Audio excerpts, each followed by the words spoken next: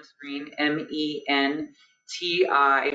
menti.com, and then I'll read you out the code and just answer the first question that comes up on the slide, which is, have you ever engaged in parachute science? The code, if you're there, is 84069009. And the people who are online, who are attending online, can just open a new tab or open a new window and go navigate to that page.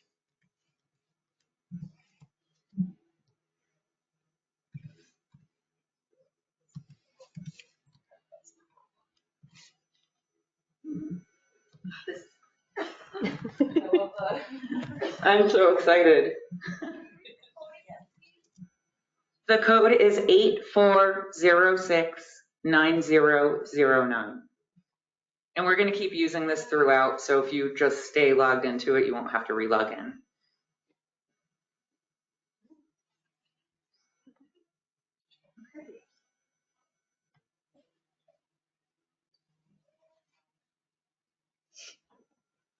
Okay, great. This is really exciting. I'm so glad so many people said they don't know what it is.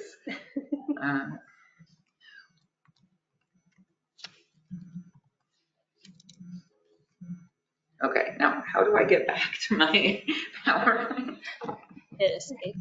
To the, yes, keep going other way. Yeah.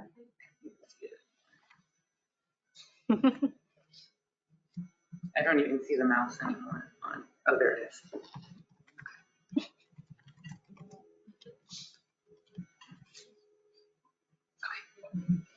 Thank you. Okay, so since so many of you said you don't know what parachute science is, or you're not sure what parachute science is, that's fantastic, because that's going to be one of the first things we go over today. But before we do that, to introduce ourselves, I'm Katie Mae Lautman. I have non-academic training in cultural sensitivity and academic training in various conservation and marine sciences. And I have helping me here today Lily Badry, who has non-academic training in stakeholder engagement and academic training in chemistry and environmental science, and Annie Carew, who has non-academic training in mitigating microaggressions and academic training in environmental and natural resources and marine, estuarine, and environmental sciences. And combined, we have a lot of experience working in places that are not our home communities, or countries that are not our home communities, and trying really hard to be scientists who are working in places that are not our homes, but are also trying really hard not to practice parachute science.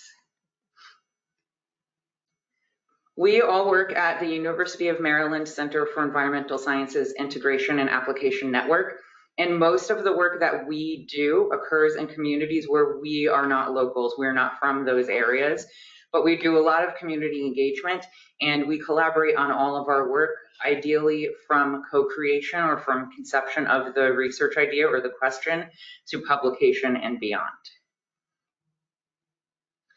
So if we go back to the Menti again and you use the same code, I just want to get a feel for where everyone is from. So if you can put your name, the institution you work at, and then a place where you have done research or are doing research, but you're not from there or you're not a full-time community member.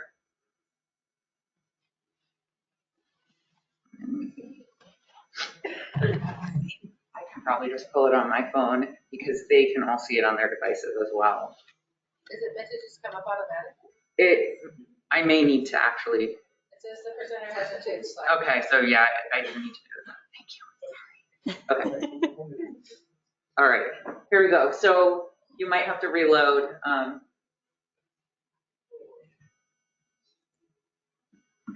to read the code out again, just in case? The code is 84069009.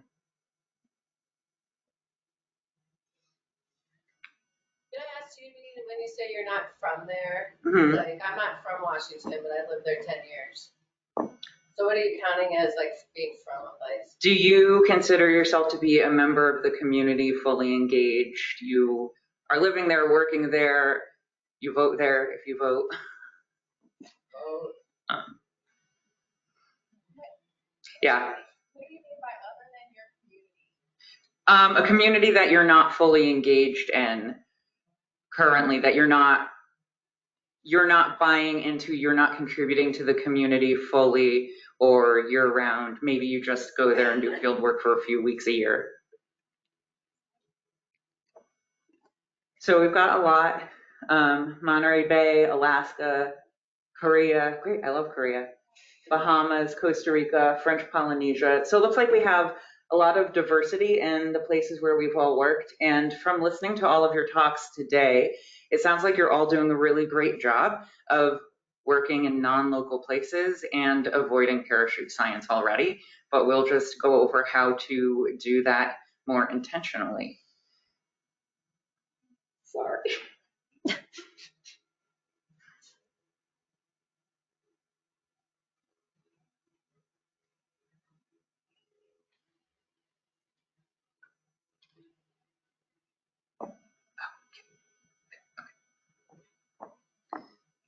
Okay, so a lot of people said, what is parachute science? I know some of you took a pre-survey that we sent out.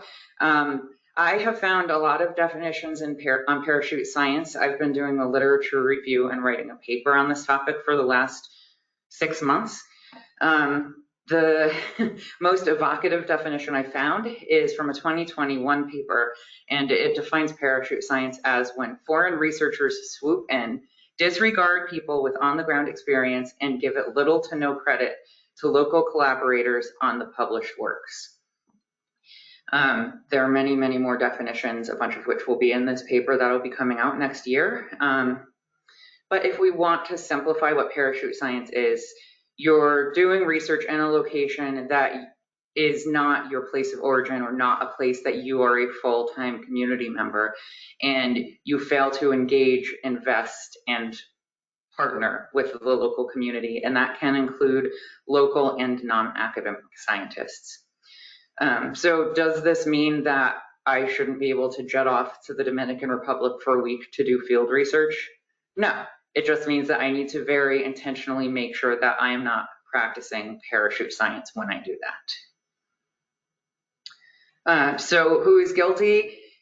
Researchers, nonprofits, non-governmental organizations, governmental entities, anyone really can be. If you're going somewhere and you are extracting from that community and you're taking data from that community and using it for your own benefit and not investing it back into the community and not actively trying to contribute to that community or to allow that community to engage in your work, then you're doing parachute science. So we won't go back to the Menti, but I will say the last time I gave this workshop, I had a lot of people say they had never practiced parachute science. And then when we went over the definition, they changed their answers.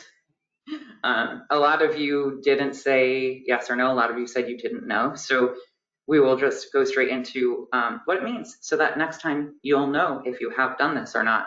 You'll know how to avoid it. So parachute science stems from power imbalances and the history of colonialism, but it's really perpetuated through this opportunity disparity, or a disparity in who has access to funds, who has access to data. So if you're publishing in journals and not making your data open access, then you are in some way perpetuating parachute science, because there are some scientists, some non-academic scientists, and some countries where scientists are not going to be able to access those data. There's also disparity in access to formal academic education. I'll talk a bit more about that in a little bit. Also contributing to parachute science are differences in language, culture, and priorities. When I went to the Dominican Republic, I speak a little bit of Spanish, but not a lot, certainly not fluently. Some of the scientists I was working with didn't speak English, so that could have been a barrier.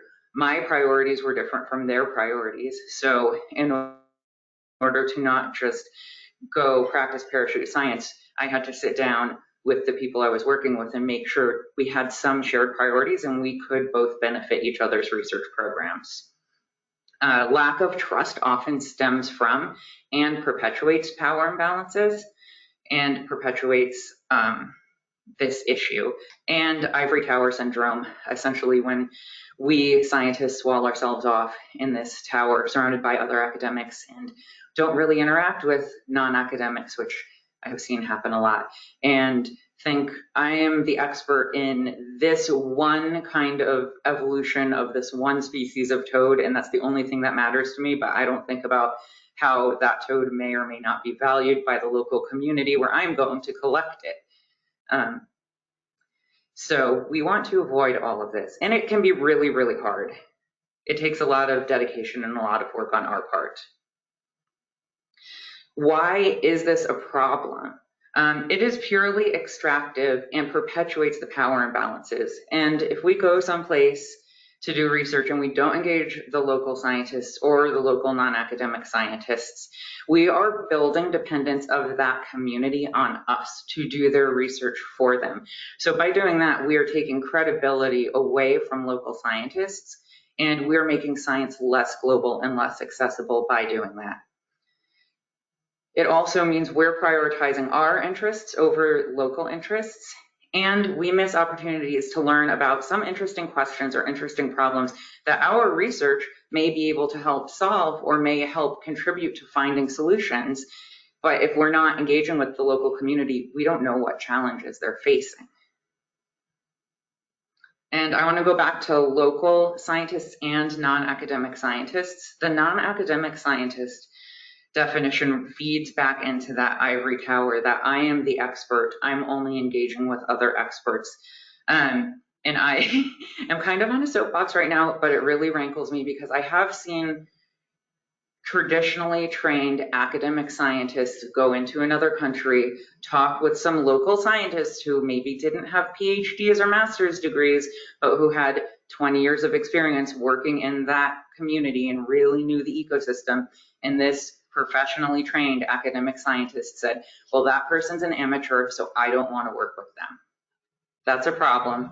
If someone's doing science, doesn't matter if they have a PhD or a master's degree or professional training, if they're doing science, they are a scientist. So I've seen this a lot in academia, and I think all of us need to get over it. Another way of looking at it is parachute scientists are like cookie cutter sharks. So yes, those sharks are really super cute, but no one wants to have a circular jaw and just punch out holes in other critters to get your food and leave them with these gaping wounds, right? If you're a cookie cutter shark, you're just going taking bites out of other fish and other marine creatures and then leaving them alone and not doing anything to even fix the damage you have done to them. So symptoms. How do you know if you are practicing parachute science? Well, the first thing is, am I working somewhere which is a community I am not engaged in? And if so, what am I doing to try to engage? If I just show up a couple weeks a year, collect data, and then leave, that's parachute science.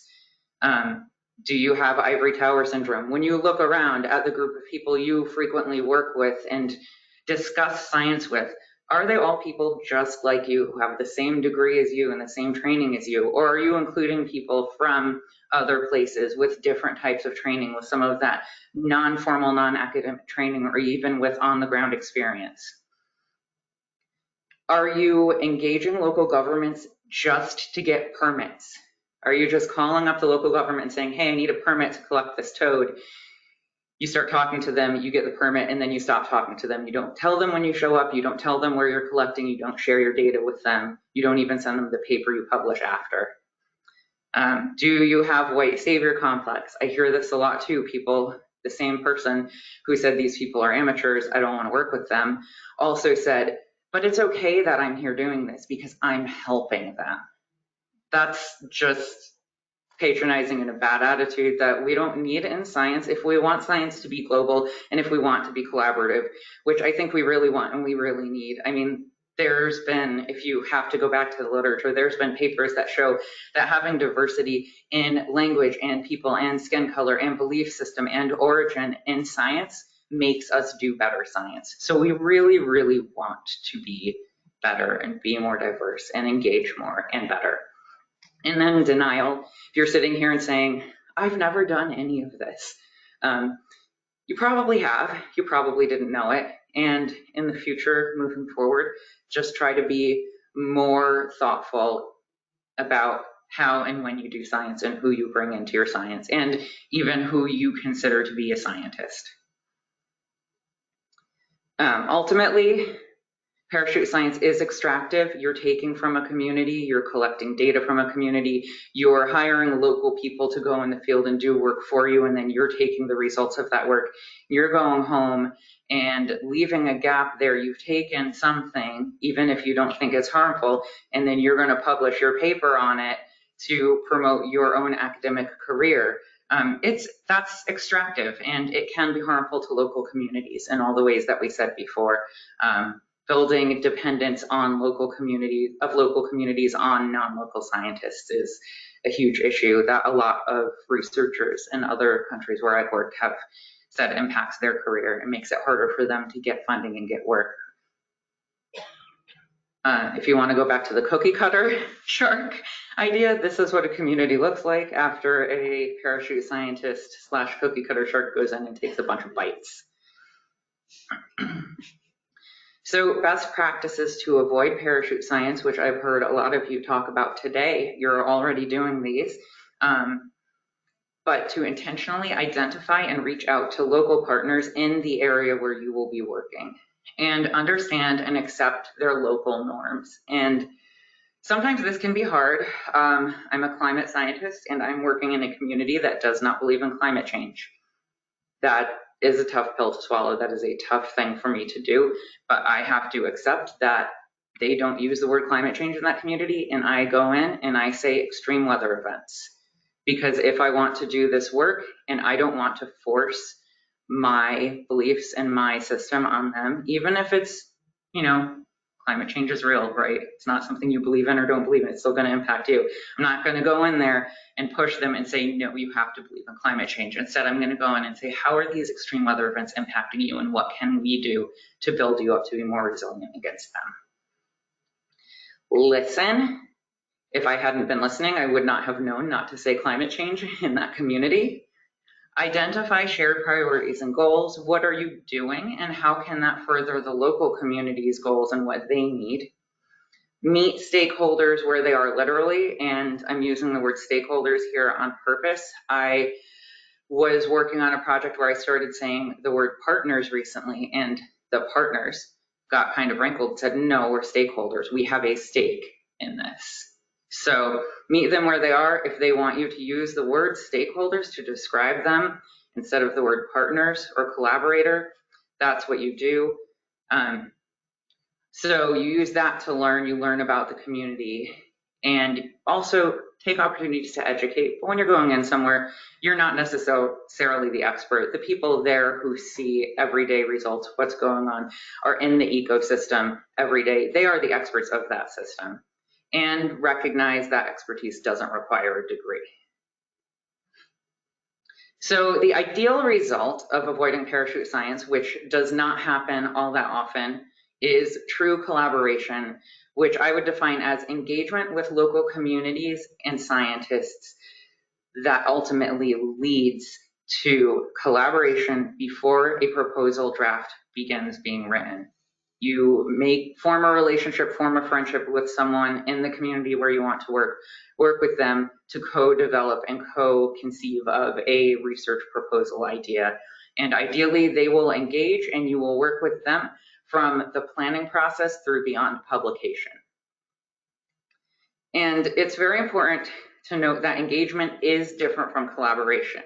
Engagement isn't necessarily collaboration, but alone engagement is still fantastic, and it can lead to collaboration. And the best work I've ever done has been from random conversations I've had over breakfast with a person in a community where we then thought, oh, why don't we go try this out? And has led to some papers and some really fun research trips.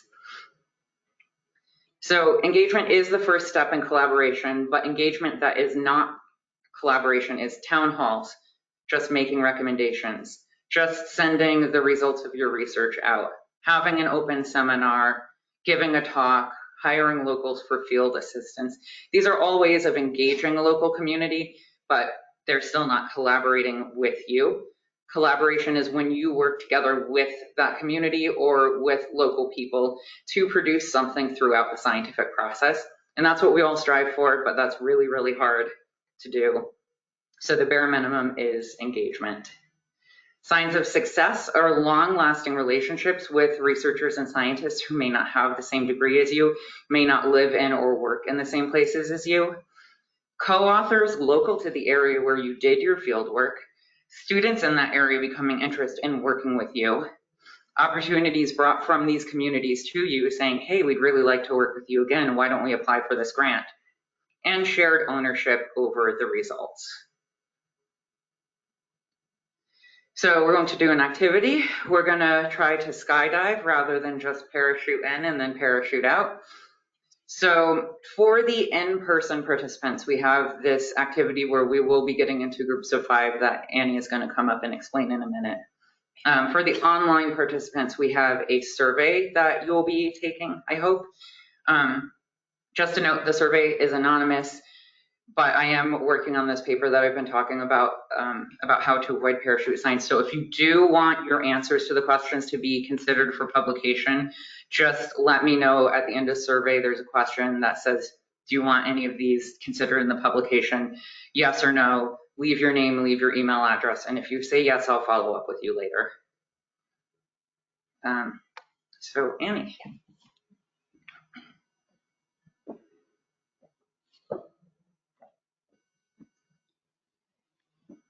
Hello. So we're going to do an in-person activity with most of the rest of our time, and then come back together and debrief and discuss what we've learned. Can I advance? No. Advanced, sorry. So what I'm going to ask you to do in just a minute, don't move yet, but we're going to break you out into groups of 5. And each group of 5 is going to receive a scenario card. And the holder of the scenario card is going to be either a university professor or a graduate student, the potential parachute scientist, so to speak. And then the other 4 group members are going to get role cards, which will describe to you the role that you play in the local community that is being parachuted into, so to speak. And then we'll ask you to take a couple minutes to read over your cards, think about how your role might be willing or unwilling to participate in the proposed research. Your researcher will explain the proposed research project, and then you will discuss potential participation, how you feel that you and the members of your community can contribute to the research, and how willing or unwilling you might be to do so. So I guess if you assemble into groups of 5. Groups of 5, please, and then one person from each group come up to receive your packet of cards. Try and get back to our seats within the next 1 minute. And then we need one intrepid group to volunteer to come up and read what their cards said so that the people who are participating online know what was going on.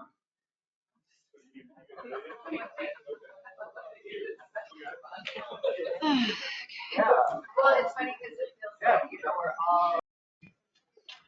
What group wants to come up and give a recap of their characters and what happened? We don't have a volunteer. I'm just going to pick someone.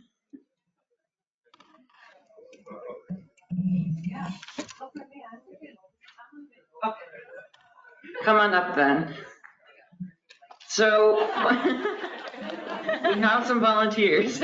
So for the online folks, you're going to hear about a scenario that one of our researchers trying to avoid parachuting had to kind of try to get local people to engage in, and what happened and how it went. Yeah, so I was the university professor, and we was looking at tourism increases, like tourists, microplastic from tourism and how it impacts on a coastal town, land that was managed by an indigenous group, and also a heavily developed area, which was mainly hotels. So then we had 4 group partners, we weren't partners yet, but hopefully I think after our scenario we are partners. But we had a government scientist, a non-academic scientist, a leader of a nonprofit, and someone from the indigenous group. So we did talk a lot about data sharing plans. it's critical. And also, if you do, kind of, because basically as the professor, I need to get data from them, but not being like, hey, I need data from you, but what do you need? Do you guys need compensation? Do you guys need communication strategies? And it was kind of good because we kind of went, it was kind of like a kickoff meeting, but I'm like, if you need to set up a one-on-one, we could do that. But I kind of, spent a couple minutes with each of the members, and they kind of brought up really good points. Not just about data sharing and communication, but the person from the Indigenous group talked about access. What did that look like? That you can't just come in here willy-nilly, but like you would need to escort. And I'm like, yeah, that is doable. So kind of making it a conversation about what are their needs and not just what are my needs. I think that's a good endpoint. Thanks. Does anyone else want to share a different experience in their group or no? If not, we can go back to the Menti and just do a couple quick report back questions. For the people who were playing the professor and graduate student roles, who was the most difficult to engage? And then also, if this was a real situation, would the level at which you engage these groups today seem feasible in real life with a real project? You can type that also into your Menti answer. And the code for the Menti is 84069009.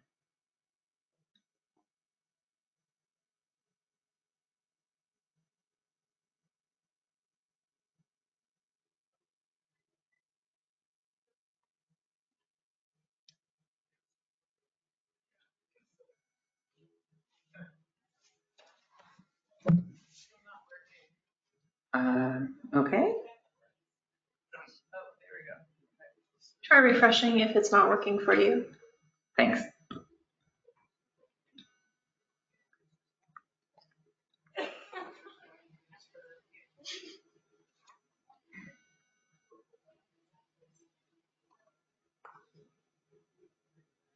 Yeah. So we see the business folks who are time limited are always going to be difficult to engage. Local stakeholders that have been harmed in the recent past, these groups are always going to be hard to engage, and yet if we don't engage them, we are making it harder for other researchers to do science and to engage those communities. And it's something that I've been struggling with in a couple of my projects currently. The Indigenous group and the existing volunteer coordinator were the most difficult to work with. Local government expert, nonprofit organization that had been burned in the past. Yeah. Did anyone who's online and took the online survey want to type in someone in real life that you have struggled to engage in your work? And then if we have someone monitoring the chat.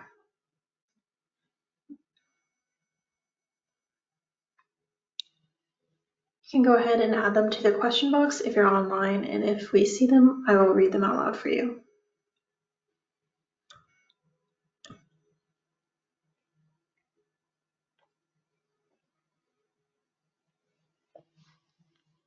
Okay, so I expect that in the next question, we might get some insight into why are Indigenous leader characters, monitoring project characters, volunteer coordinator characters might not have wanted to engage. So I will move to the next Menti slide, and I believe you may have to refresh on your devices.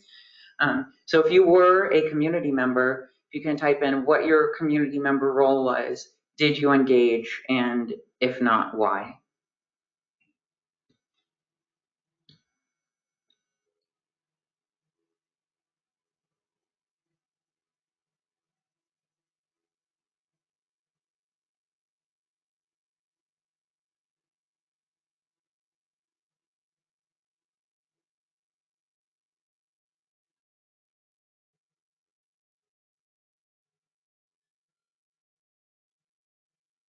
Do we need the code again?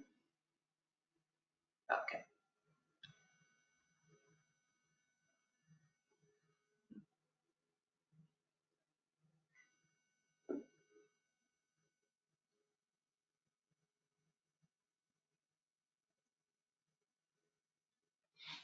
Yeah, and I'm seeing up here we have, as a local Indigenous leader, I was interested but had concerns about data use.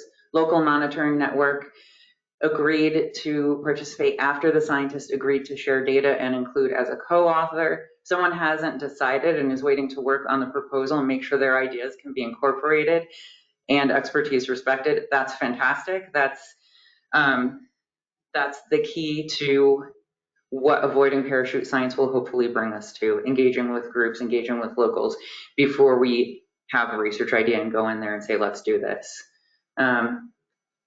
Someone had problems with understanding some of the technical concepts. That's a really good plug for scientists need to learn how to communicate with non-scientists, and maybe we need to come out of that ivory tower a little bit and learn how to speak more normal human language rather than using so much jargon as some of us do. Local student that didn't speak much English engaged because you wanted to get credit for research you do for future projects. And you just had to look at pictures to train AI, yes. We had an Indigenous group leader who was not comfortable with camera access to your lands. And that is a really good insight. And I did not even think about that when we were putting these cards together. Nonprofit group was concerned about compensation because you're underfunded and over capacity. I think they mean they agreed to participate after negotiating. Yeah, so these are all just some of the challenges that we're going to face, and probably most of us have already faced in trying to engage with local communities and doing research. So I don't have a lot more. I'd like to hear any feedback or any questions or thoughts and just get a conversation going if anyone has anything to share or anecdotes or questions for us.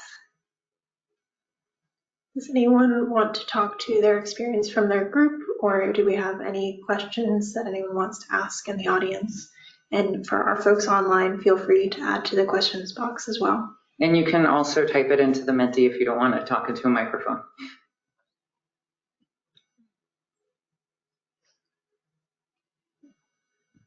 Thank you for this exercise. I have a question just based on your experience. What techniques or approaches have been used either by you or your colleagues to avoid parachuting? Yeah, so this is a really great question, and it's something that our unit really works on all the time.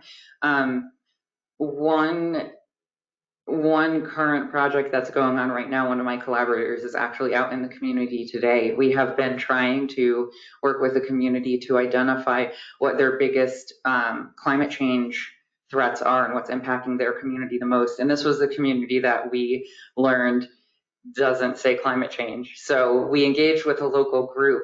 And when we heard from the local group, okay, don't say climate change, that started making it a little bit easier to engage, because now we see, oh, that we're not speaking the right language to work in this community.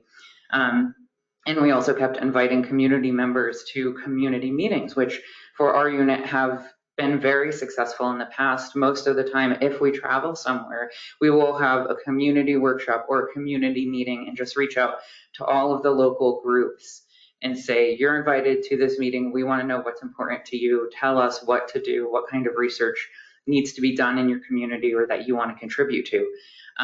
We could not figure out why no one was coming to these meetings. So again, we reached out to the local community group that is our partner, and they said, well, people do want to talk to you. People do want to be heard, but they don't want to do this in a group setting. They want to talk to you individually. So my coworker is out in that community right now today, going to their local farmers market and walking around and talking to each individual person and asking them the questions that we would have asked in a group. That is sometimes can be cost prohibitive. It takes a lot of time, but I think if you really are going to intentionally engage with the community, sometimes you have to put in that time and you have to be creative and flexible with your funding.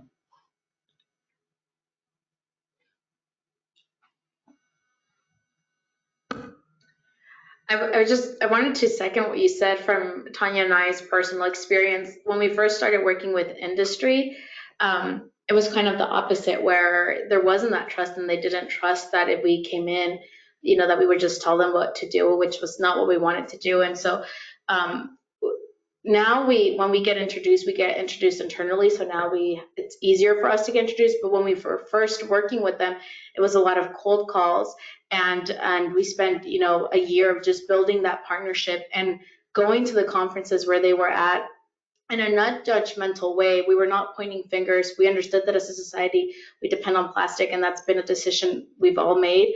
And so that was really helpful. And then now that we work with them, we always really include them in that proposal writing. And Tanya has been part of those meetings where we'll go into a random room in the middle of, Paso Robles, or in the middle of a farm field.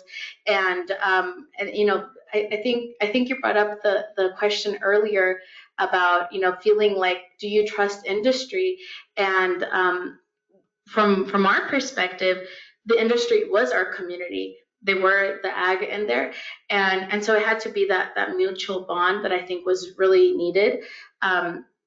And it also allowed, I think from the NOAA perspective, bringing in that funding that NOAA is bringing, it now gives you a spot in the table to say, not only do we, we have these opinions and we want to bring and talk about, the importance of marine debris, but by bringing in this funds, it allows you to have a spot that now, when Tanya and I's thoughts are taken out, now, we're able to do that because of the funding as well.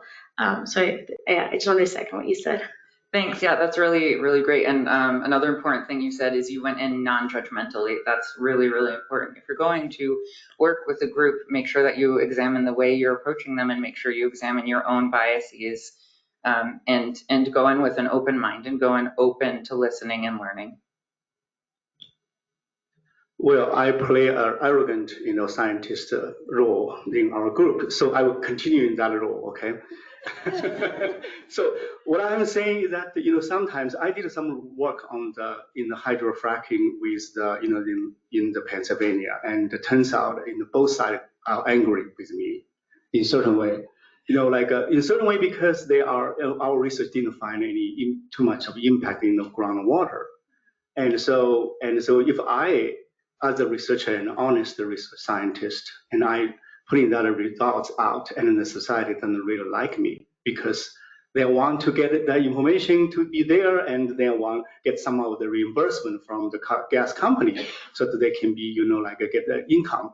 And the gas company also don't like me, because they say, well, you come here to try to find a trouble. You're a troublemaker. So what do you think about it?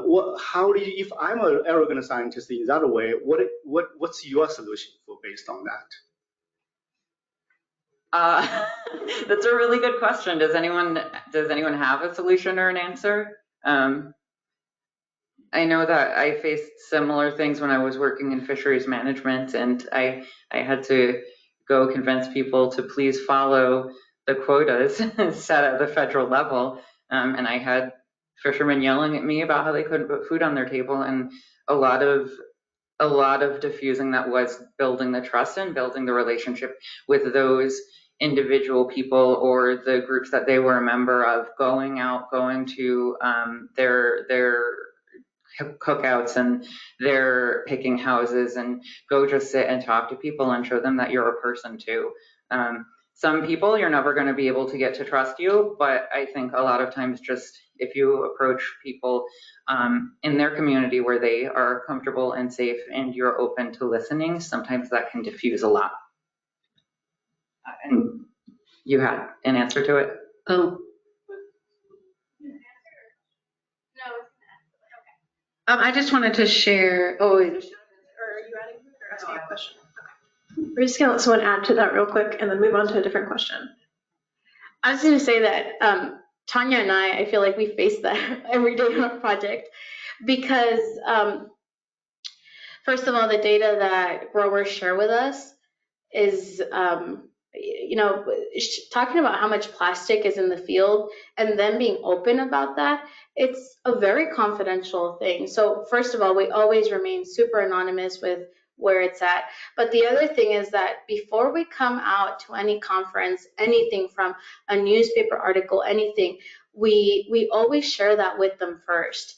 And that really makes a difference. But I think what makes even more of a difference is that I think to the bone, Tanya and I are very solutions oriented, and we're saying, look, we understand that there is a problem, and the problem, it is what it is. We're not focused so much as understanding how big the problem is. We already know that it's a really big problem. So now we focus on the solutions.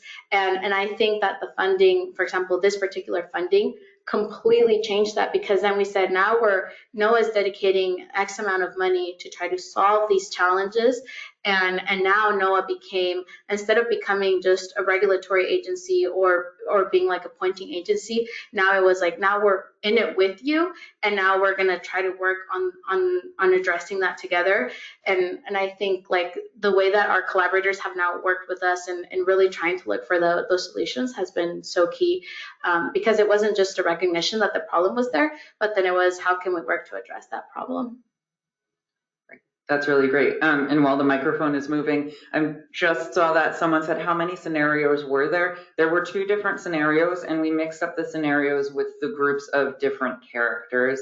And I can share all of those with Lauren to share out later on if anyone wants them. So I just wanted to share an experience that I had that was, someone was trying to parachute on me. And it was crazy. I couldn't believe it was happening. I was very confused. But I am a bit protective of the communities that I work with. And I'm not going to name any names, but we live relatively rurally, and it only gets more rural out from there. And the I-5 corridor, there's a lot of academia, a lot of businesses, a lot of money.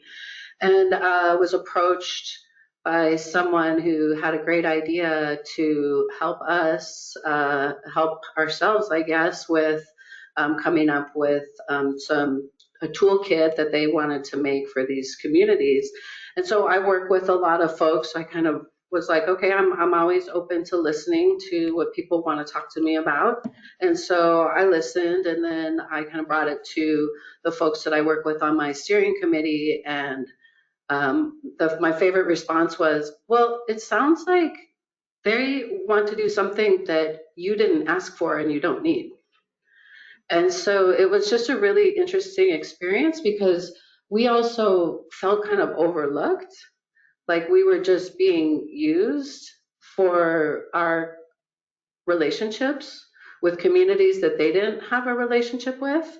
And this whole conversation, it was all about all the things that I was going to do for them. And there was no mention of really actually being part of what they were trying to do or any kind of compensation for doing this work. It was basically felt like they wanted to use me to get to the community so that it could make them look better on having that connection to people that they don't have any connection to. Yeah, absolutely. That is a struggle on both sides, right? Because I see that as, okay, I want to do this work. I want to work in a lot of communities, but I can't just go in and say, hey, I have this idea, I want to do this. I had funding to do some work in the Dominican Republic. I wanted to do my work on seagrass because I knew that in a specific area, all of the seagrass had been lost. So we started reaching out to different groups there, and a group said, why do you want to do seagrass? We're having issues with our coral. If you can come over here and do coral work, that would be great. And I think they probably expected that we'd say, no, we want to do seagrass. But we said, great, tell us what you need. Tell us what you want us to do. What capacity can we bring? So I think listening to a local community before you get there, or before you put in your proposal or decide what your funding is going to be spent on, is really important, because we don't want to be parachuters, but we also don't want to be parachuted on either, right? Hi, thank you for this session. I think it's really, really great. And one of the questions I have thinking about how to prevent this issue of parachuting science is scalability. You know, you need to build trust with the community. And sometimes, as you mentioned, that is on a one-on-one basis with your researchers, just showing that they're humans in general. Do you have any thoughts on how to increase scalability so that we can make the most out of, you know, the limited dollars we do get to do this kind of work? Yeah, a lot of what we do currently is working with local groups. So once we build a trustful relationship with a local group, sometimes that will enable that group to take the work that we did with them out and bring it to another community, bring it to another area. I think a lot of it is about not being greedy and sharing our resources and sharing our expertise and allowing other people in other areas to take those and use those and run with it and make sure that they can benefit not just the communities that we are able to work in, but the communities that they are able to work in that want them there as well.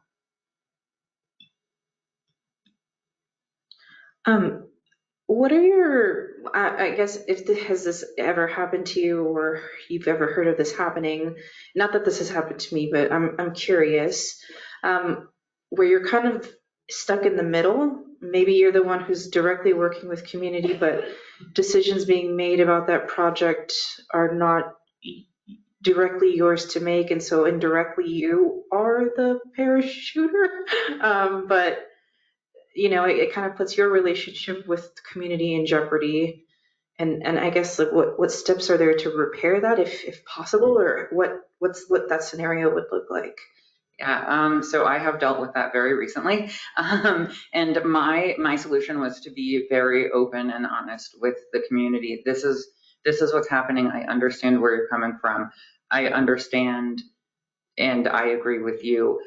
I am not in control of the situation. I am mandated to do X, Y, and Z. Is there something I can add to this to help benefit you or to make you feel more comfortable? And sometimes you will have to put yourself out there, and you sometimes will have to fight for the community that you're working with if you feel comfortable and safe going to whoever is your boss and whoever's telling you have to do these things. Ideally, it will be someone that is approachable and that will listen to what you have to say, because you are the person that is working with the community, right? And in that case, you have some level of expertise. But a lot of not being a parachuter is relationship management, and I think when it's safe to do so, you should always be open and honest with the community.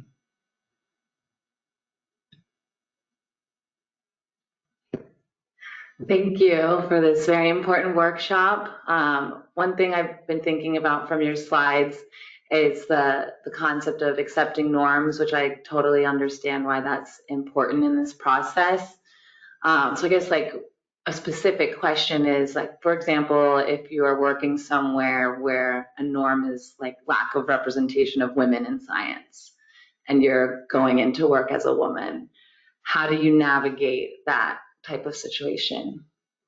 Yeah, that's really hard, and I have experienced that twice in one community where women were not respected as scientists, but because I was a foreign woman, my opinion was heard, which was really uncomfortable because there were other women scientists there from that country, and they were just looked over, and I was listened to probably because I was bringing in funding.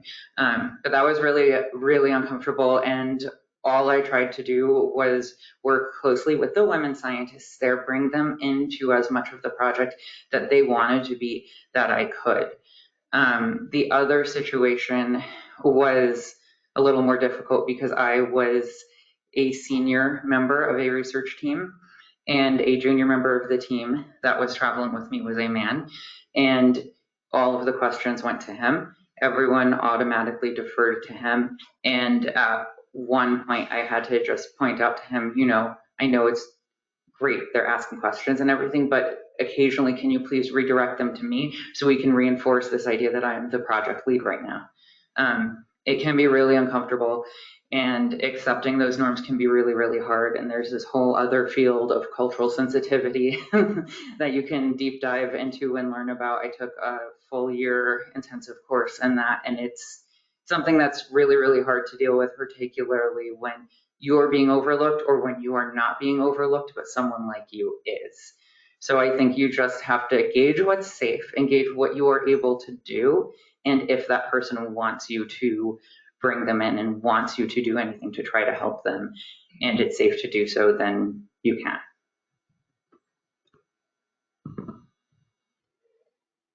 Do we have any more questions? So the survey that I mentioned that the online folks took, I will try and get the link and type the link up here for all of you. And if you are willing to take the survey, it's collecting more of your experiences if you're comfortable sharing them, and any solutions that have worked for you or have not worked for you in trying to avoid parachute science or being parachuted on. I'm trying to learn a lot more, and I'm trying to advance this field. I won't use anything that you put into the survey as part of a publication unless you want me to, so that is explicitly asked in there as well.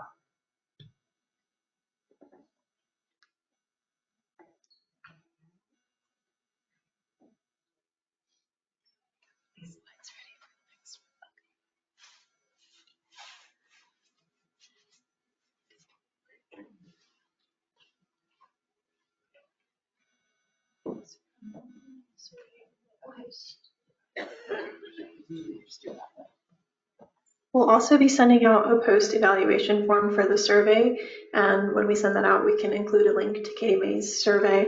But I think this concludes the workshop portion, and we're about to move on to closing remarks. You can go ahead and hold on to your cards from the scenario if you have them.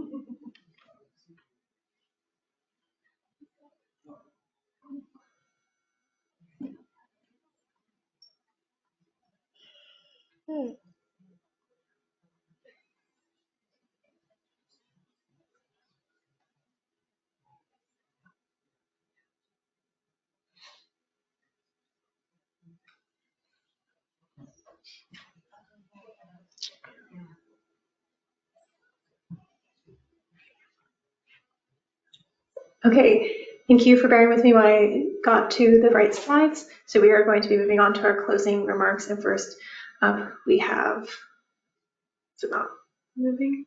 Sorry.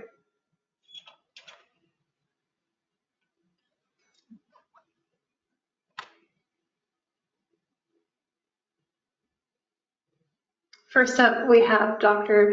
Kola Garber, our Deputy Director of the National Sea Grant Office and National Sea Grant College Program.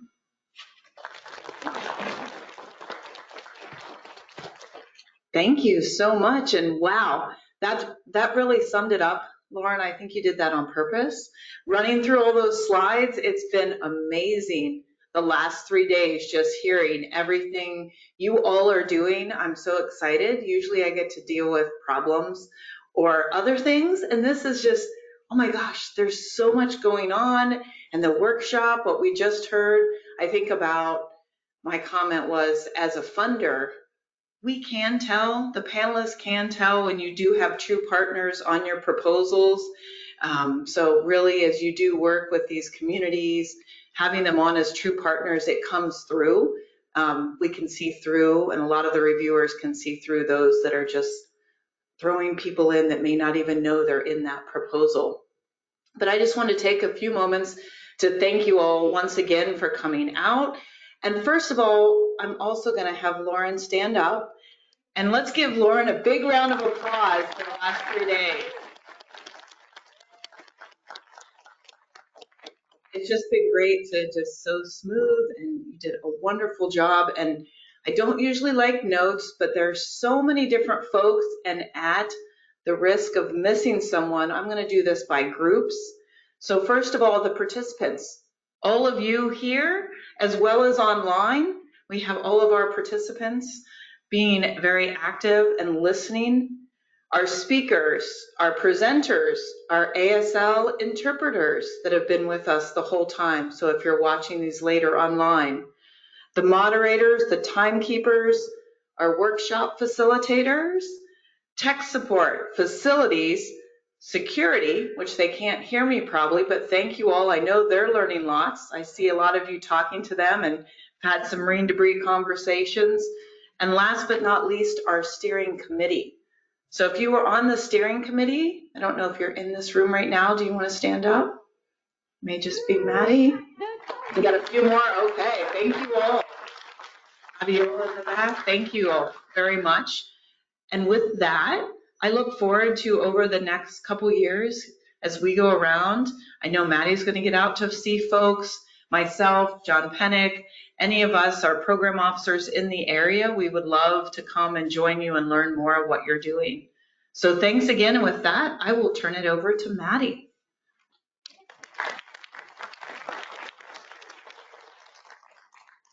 Okay, I don't have that much to add to what Cola said, but a couple things are, after this, we're going to send out a Google form for feedback. This is our first stab at an in-person Marine Debris Symposium, and we really want your feedback.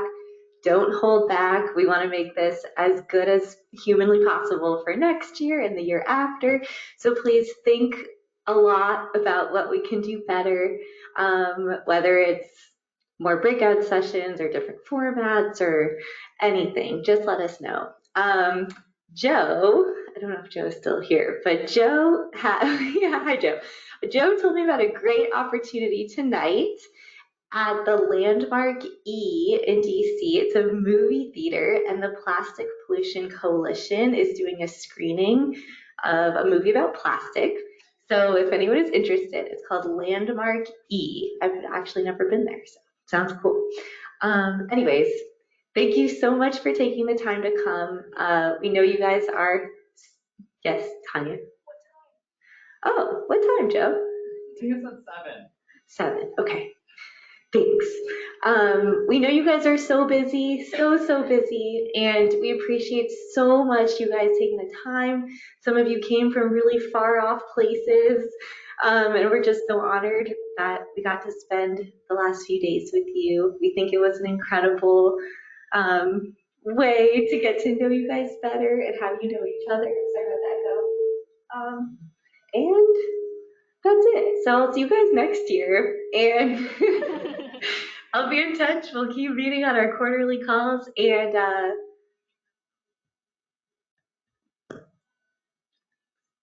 it's just been really great. So we appreciate you guys. We hope you have safe travels home. Thank you so much for coming. We hope you got as much out of it as we did, and well, you know where to find us. Thanks.